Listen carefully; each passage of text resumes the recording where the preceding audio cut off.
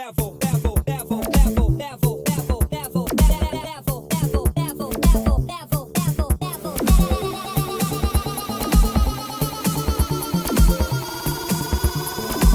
it to the next level.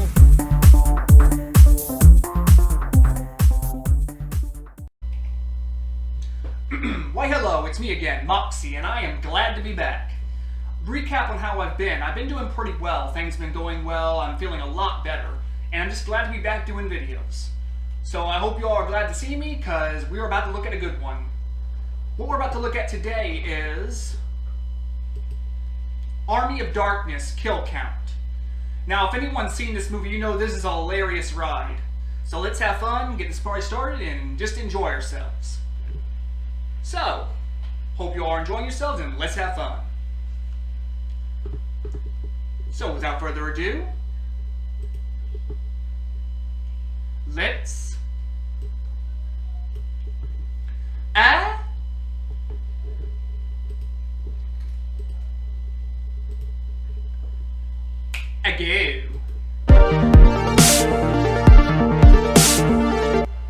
Welcome to the Kill Count, where we tally up the victims in all our favorite horror movies. I'm James A. Janice, and today we're looking at Army of Darkness, released in 1992 as the third film in the Evil Dead trilogy. This movie picks up after the ending of the previous film, with Ash stuck in 1300 AD, although it does retcon the details of Evil Dead 2's ending, cutting out the hero chant led by Sam Raimi in his cameo. Hail he who has come from the skies to deliver us from the terrors of the Deadites! Produced by Universal, Army of Darkness faced a lot more studio involvement than either of the much more independent Evil Dead movies. Not only did Universal insist on a more upbeat ending than the more nihilistic original one that Sam Raimi shot, they also made a lot of cuts in general, and the theatrical... Actually, the more realistic ending would have made more sense, to be honest with you.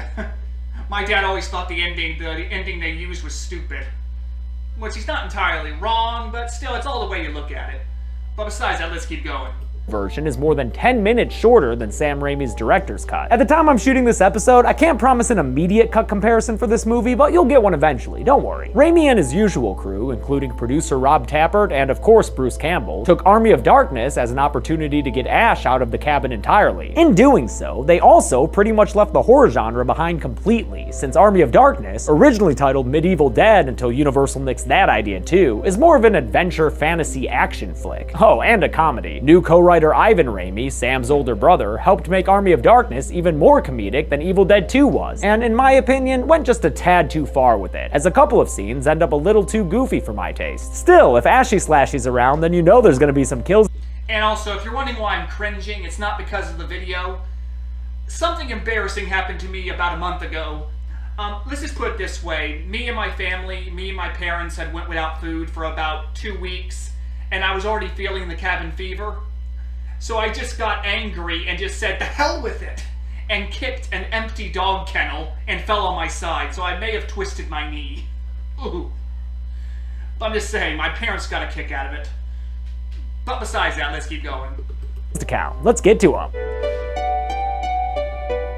The movie begins with Ashley Williams in chains. He explains his unenviable position in a voiceover that, like I said in the intro, retcons the hero worship ending of Evil Dead 2. Ash explains how once upon a time, he had a nice cozy job at a big box store. Shop smart, shop S-Mart. But then he and his girlfriend Linda, played by a third actress, Bridget Fonda, wearing a third Michigan State shirt, went to a third cabin in the woods and found the third incarnation of the Necronomicon Ex Mortis. Same as the other two times, the book's passages awaken an evil first-person spirit, and it crashes... Which I have to say, the version of the Necronomicon in this version of it is just awesome. It looks better than the other two.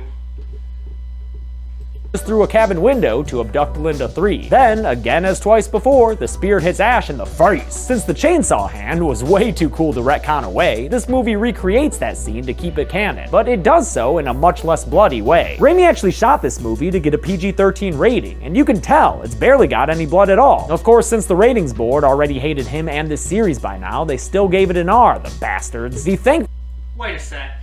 Well, they did give it an R rating. Which technically didn't make much sense. Now, I can understand the other two Evil Dead movies. I mean, the first time I saw Evil Dead, the original two versions with Bruce Campbell, I think I was about maybe 8, maybe 9. Now, I could understand those being rated R. but for goodness sakes, how in the world is Army of Darkness considered an R-rated film? I mean, really, makes no real sense. It's like giving My Little Pony an R rating.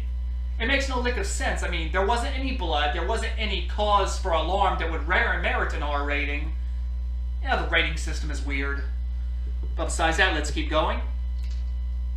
Hopefully brief recap ends with the wormhole opening up and sucking down Ash and his car. Back to now, which is then, where there's an extra shot of Ash and his car falling out of the porthole before we're back to where we started when they hit the ground in clouds of dust. But this time through, there's no harpy deadite on a string for Ash to kill and make himself look good. So instead, the Knights of 1300 AD mistake him and his car as enemies of war. A wise man in attendance is the sole proprietor of the prophecy theory, but the commander here, Lord Arthur, doesn't buy it. He's one of Henry's men!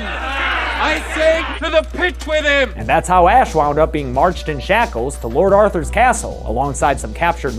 Now, I do have to say, one of my favorite scenes in this movie is when Ash fights in the pit. Now, that is just an awesome scene, and hilarious. men from the enemy army of Duke Henry Don't expect me to have anything bad to say about this movie. I love this movie. the Red. It's not a good place to be a prisoner of war. Even the kids here are dicks. One fair castle maiden, Sheila, approaches Arthur and asks what happened to her brother, but when she learns that he was killed in battle, she spits in Ash's face and tears at his hair. Oh, come on, lady, he's got enough trouble on his hands. Didn't you hear that he was slated for the pit? Pits are never good. Sometimes they have sarlaccs and shit. Lord Arthur and Henry the Red are currently waging war against each other, even though they're both apparently afflicted with a nasty case of deadites. And this evil is befouled my people as well! But at least Lord Arthur has made use of the evil scourge, since he keeps one down in that pit we've all been hearing so damn much about. First into the hole, though, is a random soldier of Henry's who is thrown in and lands deep down inside with a... I've always wondered if you're in mid-coitus with a deadite, wait a sec. If you're in mid-coitus with a person and they turn into a deadite midway, is that considered necrophilia? Crap, why is my mind gone to this dark place? Never mind. Yeah, my mind's been going to some dark places lately. Flash. After only a minute, the unseen soldier becomes a very bright red, very high spewing geyser of blood. This is about it for the blood you'll see in this movie, and even here it's entirely comical, not scary at all. Seeing this, another one of Henry's dudes makes a run for it, but Lord Arthur calmly fires an arrow that... Yeah, here's the thing. I watched this movie when I was about 8 or maybe 9, and it didn't scare me at all. The first two Evil Deads did, but not this. It got me more bawling and laughing. flies through the air in a couple of fun shots and pins the deserting soldier to a random stake in the yard to die against. Not wanting either of those dudes' fates, Ash tries to distance himself from Henry the Red. No offense, but this version of King Arthur is an arrogant prick. I never even saw these assholes before! But with one powerful rock toss from Sheila that hits Ash in the head, he's pushed into the pit and falls down into the shin-deep water below. Now, there may not be a Sarlacc down here, or even a Rancor for that matter, but there is an angry evil Deadite lady who starts pounding Ash in the face repeatedly as everyone above cheers her on. Ash begins to fight back with some Sonya Blade moves, but then Lord Arthur just orders some spike walls to close in on him. Things look pretty bad for Ash until the wise man shows up and tosses his chainsaw into the pit. Ash leaps up and befits his wrist with the power tool, and the coolest scene in Evil Dead history. that, my friends, is how Ashy got his groovy back. With one solid swing, he decapitates the pit witch and leaves her pieces floating in the nasty shallow water. Before he can find a way out of the pit, another Deadite comes out of the mossy walls and goes after him. He cuts its hand off, which hits some old dude up above in the mouth, and then uses his belt to hitch a ride out. But the nasty Deadite, known as the Pit Bitch, I guess, doesn't want to let him go. This nasty snarling creature was designed and played by Billy Bryan, who, fun fact, also played the Stay Puft Marshmallow Man in Ghostbusters. Ash is able to escape as the spike walls close and heaves himself out to trick Lord Arthur with a classic 20th century gag. You know your shoelace is untied. Did they even have shoelaces back then? Ash threatens all the people around him, scaring them into submission, and demands that Henry the Red and his men are let go. Make sure you remember that favor when it comes time for the finale, Hank. After they ride out, Lord Arthur hilariously unsheathes his sword from a lowly sword boy and challenges Ash to a duel. But instead of accepting the offer, Ash chooses to Indiana Jones. No, no offense, but if I'm the sword boy and you kick me down like that, the first thing I'm gonna do is grab that sword and stab you right in the jewels. Lord Arthur and leave his long sword with a short blade. See this? This is my boomstick! He runs through all the details for the gun, though I've read that they're apparently incorrect, but at least the gun was manufactured in a cool place. That's right, this sweet baby was made in Grand Rapids, Michigan. Hell yeah, Grand Rapids, you gave us Ash's boomstick and, Gerald Ford. Could be worse. You also make sure to let the fine folk of 1300 AD know where they can pick one up for themselves. Shop smart. Shop S-Mart. You got that? Just imagine if someone traveled through time, basically said these words, shop smart, shop S-Mart, and then suddenly, thousands of years later, they see it in a tome and are like, what the fuck? That would be hilarious. But besides that, For the grand finale of his gun show, he shoots at the pit deadite who had somehow made its way above ground. A second shot sends stunt performer Dick Hancock backflipping into the hole. wait a sec, is it pregnant? Because it had a little bulge coming out of its stomach. Never mind. And although we can't say with certainty that she's dead, I'll go ahead and add her to the count. Why not? Besides, Ash's little flare as he puts away his gun is enough to earn a kill all on its own. Now, let's talk about how I get back home. While they try to figure that out, Ash lives a life of luxury, which is probably pretty easy to do when you have a weapon from the future to threaten everyone with. Even Sheila, she of the dead brother, has changed her tune and now grovels at his side. First you want to kill me, now you want to kiss me. Blow. The wise man tells Ash that the Necronomicon, which they call a holy book, might have the spells that'll send him back to the present, but even a mere mention of the Book of the Dead is enough to set off a possessed witch who, was hanging out there undercover? She tells Ash that he'll never have the book and that they'll eat his soul, the usual, and then thrillers into another Deadite fight with Ash. This fight was actually added in reshoots after Raimi realized his movie was lacking in the Deadite department, and the witch is played by stunt performer and actor Patricia Tallman, best known as Barbara in the Night of the Living Dead remake. She spins around like a top in a tornado until a backward shot over the shoulder hits her in the chest and apparently kills her. Again, I know gunshots aren't usually fatal for Deadites, but different movie, different rules, I guess. Ash prepares for his venture to retrieve the Necronomicon with a suiting up montage that certainly must have inspired Edgar Wright's filmmaking, with so many comically dramatic push-ins that even Sheila gets one while she knits. At the end of it, he's got a killer strong metal hand that shocks Sheila and the blacksmith. There's two things I would want. I would want a replica of his chainsaw and that hand to hang up on my wall. That would be awesome. I wonder if that exists. Groovy. On the night before he leaves, Sheila comes to visit him. He's still mad at her, and she ends up slapping him, but you know how this story goes. Their tongues are about to get to know each other. Give me some sugar, baby. Dude, she got all the sugar in the world to give you. You're talking to Miss Honey right there. The next morning, Ash rides out with Arthur and his men, including the Wise One, and they show him the path he needs to take to a cemetery that houses the Necronomicon. The Wise Man gives him very specific instructions. When he goes to get the Now, I will say the slapstick in this movie is incredible. book, he has to recite 3 words. Klaatu, Verata, Niktu. The Wise Man tries to drill Ash on the words, but Ash was never one for study hour. I got it! I know your damn words, alright? He takes off from them, and as he's riding through the forest, an evil POV spirit starts chasing him and splitting trees in half. The chilling chase causes Ash to lose his horse by way of tree branch, and then he's chased out of the woods towards a wind. Imagine if this is how all pornos started. Evil spirit POVs. Okay, that was a lot funnier in my head. Oh, we getting Frankenstein-y up in this bitch? Night comes, and Ash gets so spooked by a mirror image of himself that he ends up running into it and breaking the mirror into pieces. Seems kinda random, but it does give way to one of this movie's more memorable sequences, as a bunch of tiny mirror Ashes escape from their prison shards and spread out to torment their full-size carbon-based copy. Ramming speed!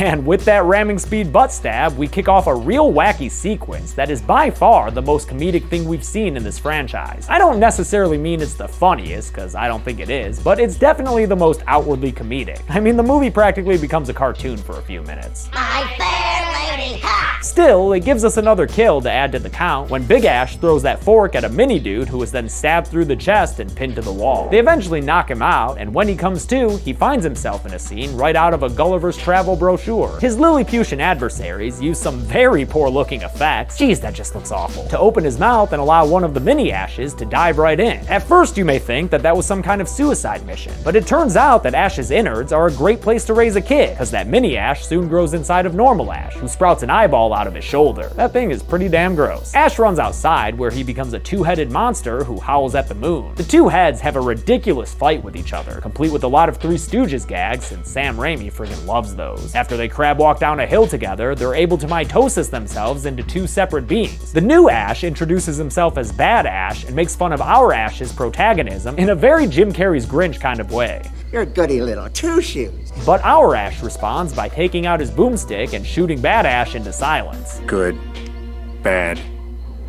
I'm the guy with the gun. He chains Bad Ash to a workbench and uses his chainsaw to dismember him, but once again, it's done in a mild manner, with a close-up on Bad Ash screaming his bad ass off. Ash throws his mirror nemesis into a grave and fills it up with dirt, but spoiler alert, this isn't the last time we see Evil Ash, so he won't go on the count just yet. Ash finally gets to the cemetery and finds the Book of the Dead. Wait, 2 Books of the Dead? Oh, no way, a fucking 3rd Book of the Dead? This is getting really out of hand. The first book has some kind of gravitational sinkhole that gives him Stretch Armstrong arms and a crimson chin. But don't worry, it's nothing a little cartoonish headshake can't fix. The second book bites his hand, must be hungry for knowledge or something, and that just leaves the 3rd book. Seems fairly obvious. But hold up, Ash, you've got some words to say. You do remember them, don't you? Klaatu!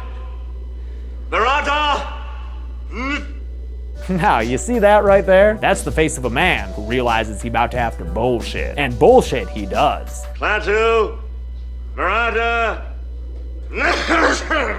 If this movie's taught us one thing, it's that Ashley Williams is never the smartest man in the room. But I guess he thinks the Evil Dead spirits are just as dense as he is, since he considers the deed done and picks up the book. Of course, shit goes south in a heartbeat. Gravestones start taking off like bottle rockets, and on his way out, skeleton hands reach out and trip Ash before going into more zany comedic fight stuff. They could maybe dial it back a little bit, but at least Bruce Campbell commits. With any other actor, this shit would not fly. He gets away and jumps onto his horse. They cut the scene where he deep-throated a skeleton's arm. I remember that scene. Cue the Pornhub theme music. Wait, when did the horse come back? And rides off, not seeing that behind him, Evil Ash materializes above ground and is wearing a nasty new face. Evil Ash is also played by Bruce Campbell, and his makeup and design was done by Tony Gardner, the effects artist that Chucky killed that one time in Seed of Chucky. Dude, remember how fucking weird that movie was? Ash returns to the castle, where everyone is real happy to see him, even though he doesn't have time for all their praise. Get the fuck out of my face. He gives the book to the wise man, but admits that he flubbed the fancy words, so the wise man tells him that his mess-up woke up the army of the dead. Ash responds that he doesn't care, he just wants to get back to his own time, and that selfishness disappoints everyone around him, especially Sheila, who thought she had something special with Ash. What of all the sweet words that you spoke in private? Well, that's just what we call pillow talk, baby.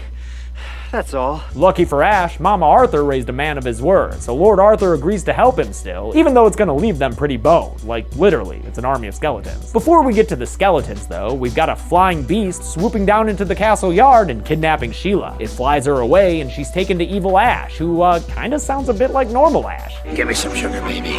And what does that say about you, normal Ash? Evil Ash essentially tells Sheila that this is her new home, and that sucks, man. She's probably gonna hate it more than she hates New York City, because he's just digging up skeleton warriors and raising an army of the dead, so you know it's gonna smell weird, like when a dentist drills away some bone from your teeth. Oh, and also, Evil Ash forces Sheila to make out with him while his skeleton minions cheer. Not the most fun place to be. With Sheila kidnapped, Ash quickly does an about-face and pledges to lead Lord Arthur's men against the army of the dead, and I guess Arthur's cool with that? Dude, you're getting army cucked. Ash leads a preparation montage where he teaches the primitives using information from a chemistry textbook found in the trunk of the classic. With it, they create gunpowder, which they're gonna need since Evil Ash has a secret weapon of his own. He's made Sheila a Deadite too, oh no! I may be bad, but I feel good. feet. It's go time as Ash witnesses from atop a turret the impending army of the dead. I fucking love that they have a flautist, a drummer, and a couple of bony bagpipers. Good stuff. Evil Ash, who's downright rabid as he talks about nabbing the Necronomicon, sends his army towards the castle, where Ash's archers are waiting with dynamite strapped to their arrows. They fire away, and the explosions burst bones all over the place. Good thing I ain't counting skeletons on this list, cause that shit would be impossible. But the skeletons keep up their attack, and fire some arrows that kill 2 of Arthur's men atop the ramparts. One of them falls down to the bridge below, where more skeletons are crashing through the castle gates. This is gonna get real messy real fast, but you know me, I went frame by frame looking for kills. My efforts resulted in counting an initial batch of 8 soldiers who get killed by skeletons stabbing or slashing them with swords, or by various generic battle methods that left them lying dead in the background. To counteract this mayhem, Ash busts out the Classic, which has been converted into a Deathmobile, and as he drives it around, fucking up skeletons like they xenomorphs and This Is Aliens, I see another background guy dying, but oddly enough, not to any foe in sight. Are you telling me we gotta fight Invis-Skellies now? Sheila steps out and shows herself in regular Embeth David's form, and during that shot, I see 3 more dudes in the background getting killed. Starting to get some Purge flashbacks here, and I do not like it. Anyway, Sheila's heavenly beauty causes Ash to crash that Classic and destroy the car in an explosion. 3 more soldiers get killed by an arrow shot, a sword stab, and Evil Ash's crossbow to the face as he and his lieutenant, played by Bill friggin' James's attention to detail is impressive. Mosley and an eye patch enter the castle. Meanwhile, evil Sheila attacks Ash and tries to spearhead an end to his lineage before he's able to knock her into the pit. During that fight, I counted 6 more kills, including the dude crawling away with a sword in his back and another dude getting stabbed in the face. The best one though is definitely the guy in the background getting repeatedly stabbed by a skeleton. That's a lot of fun. We get another random soldier's dead body atop a castle turret when his living comrade sees that Duke Henry the Red has shown up with his men to help rescue the castle. And although the new reinforcements are able to handily dispense of the evil minions, Evil Ash pulls a Stannis and climbs up a ladder to kill one poor soldier himself. Then after Good Ash climbs up after him, we see another random dead dude in the background draped over the parapet. And finally,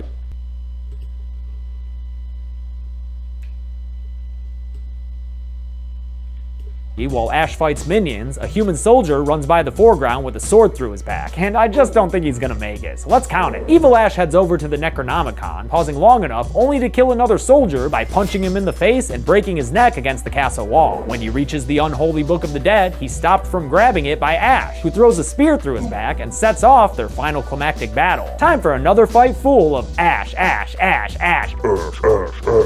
It's Ash versus Ash in a kick-ass battle, where Evil Ash is played by stunt coordinator Chris Boyle. During their fight, I see another dead body hanging out back there, so toss it on the list. Good Ash manages to light Evil Ash on fire and kick him down from the castle wall, but the dude climbs back up with all his skin burnt off, giving us another new form of Evil Ash. And move over, that Ash too fast, with his sword, as one poor soldier learns when he gets stabbed and killed by the big bad villain on top of the castle wall. Good Ash is knocked to the ground below, and after Evil Ash grabs the Book of the Dead, he front flips down to taunt our hero with a voice by director Sam Raimi. I possess the Necronomicon. I've crushed your pathetic army. Now I'll have my vengeance! But Good Ash doesn't care that this Evil Ash made Darkman, so he knocks the Necronomicon from the Skelly Ash's hands and cuts the restraining rope to the catapult Evil Ash is standing on. Oh, and also, there was some gunpowder on there, so, boom. Evil Ash is dead. Yay! I didn't really care for Evil Ash. The skeleton soldiers all run away in defeat, one of them memorably voiced by Ted Raimi. Let's get the hell out of here! Sheila is reverted back to her normal maiden form, so she and Ash can embrace. Peace is also made between Arthur and Henry the Red, so cool, a happy ending for everyone. Fist pumps all around. The wise man uses the Necronomicon to fix up a little potion for Ash, and he tells him that he's gotta recite the words precisely this time if he wants to get back home to the present. Ash and Sheila share one last kiss goodbye, and then he's off. And the movie fades into a blue light special at S-Mart, where it's revealed that Ash is telling his story to a very skeptical co-worker, who is also played by Ted Raimi. But Ash once again admits that he might have flubbed the words a little bit. So later on, after he's talking to the chick that left Adam Sandler in The Wedding Singer, an evil wind whips through and reveals a goddamn deadite in the store. This reshot ending was filmed well after the rest of the movie had wrapped, and it kind of feels like Bruce Campbell's not as into it, even though he gets some memorable lines. Lady, I'm afraid I'm gonna have to ask you to leave the store. Who the hell are you? Name's Ash. Housewares. Still, it gives us a chance for an old Evil Dead standard. I'll I'll swallow your soul! Come get some. And one last kill to add on the count, even if it's just from a whole bunch of shotgun blasts. Can shotguns even fire that many times in a row? I'm sure you'll let me know in the comments. Ash muses that it's good he came back to the present rather than stay in the past and be king, because you know what? He's kind of a king already. The movie ends with one of Ash's best known one-liners. Hail to the king, baby. And a kiss. Aww. How many bodies did we wind up with after all those scary skeleton kills? Let's find out and get to the numbers. Oh, I'm gonna go do the numbers. Okay, Awesome. I'll just wait here, I guess.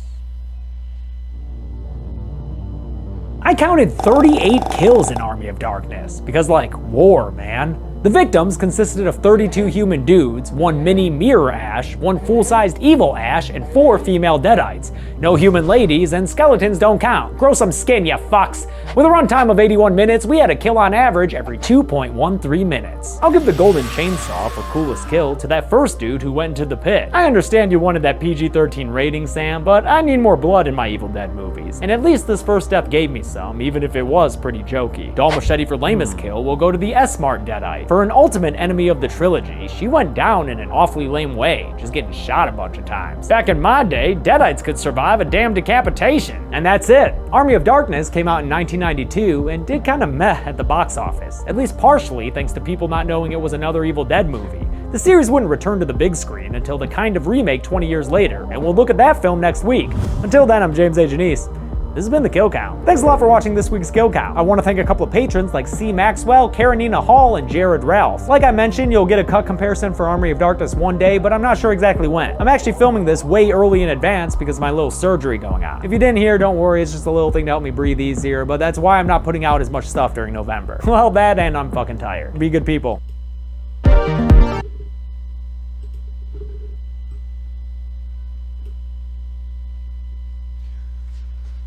Well, I have to say, that was awesome. I mean, Army of Darkness is just an awesome movie. If anyone's watching this, you should check it out. I mean, I'm just saying, if you like just slapstick. But I'm just saying, like I said, it's an awesome movie to watch. Just saying. But I hope you all enjoyed this as much as I did. James Antonese does excellently well with these. He does awesome work. Be sure to check him out. And also, I hope you all have a nice stupendous day. Hope you all take care. And be sure to check out Dead Meat. Great channel. And also be sure to subscribe to my channel, Moxie Reactions Plus Gameplays. Now have a nice stupendous day, take care, and stay classy.